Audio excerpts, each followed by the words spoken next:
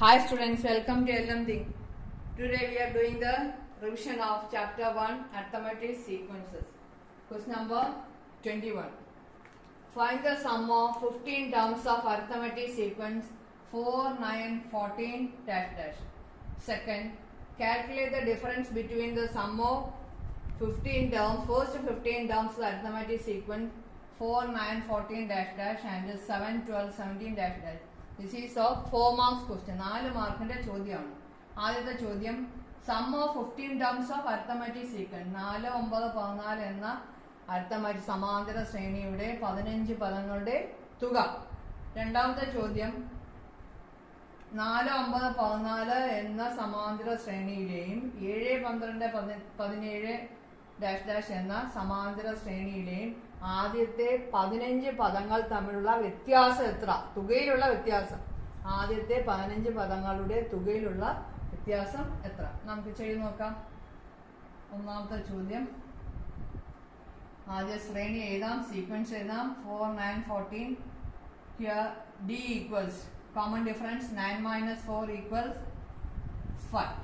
Now we have to find xn in the term എന്നാം പദം a plus n minus 1 into d, that is a is equal to 4 plus n minus 1 into d is 5 equal 4 plus open the bracket 5 into n 5n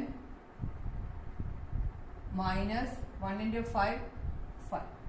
So 4 minus 5 is minus 5. This is equal to 5n minus 1. xn in the term is 5n minus 1. Find the sum of 15 terms. Here first term, second term, third term, like that you have to find the sum of 15 terms. So here n the term എന്നാം പദമാണ് തന്നിരിക്കുന്നത്. ഇതിൽ n-ന് 15 കൊടുത്താൽ 15ാമത്തെ പദം നമുക്ക് കിട്ടും. x15 equals 5 into n 15 minus 1.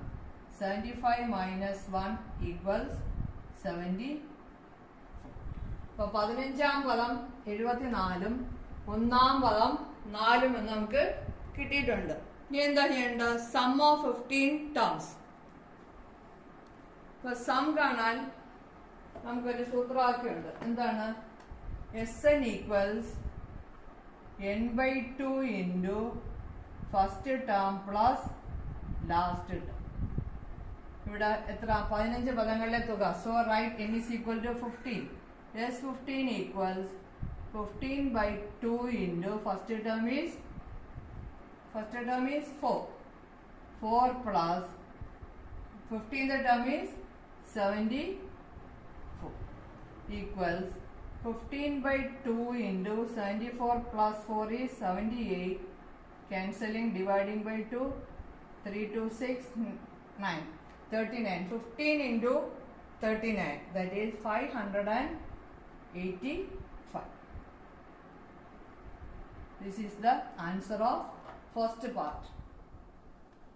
Now we have to do the second part, that is B. Okay.